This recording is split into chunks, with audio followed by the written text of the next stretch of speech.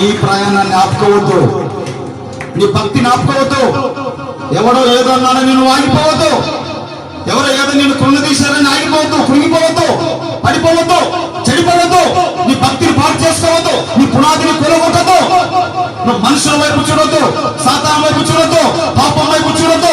నా వైపు చూడు, నా వైపు చూడు, నా వైపు చూడు, నా వైపు చూడు. మలినమైపోయిన నీ వస్త్రాలను, అపవిత్రమైపోయిన నీ వస్త్రాలను తీసి కొత్త వస్త్రాలు ఇచ్చి, కిరీటాన్ని ఇచ్చి, సింహాసనం ఇచ్చి, పరిశుద్ధపరిచి అగ్నితో నింపి నిన్ను వాడుకోగలిగిన సర్వశక్తి మంతుడు నేను.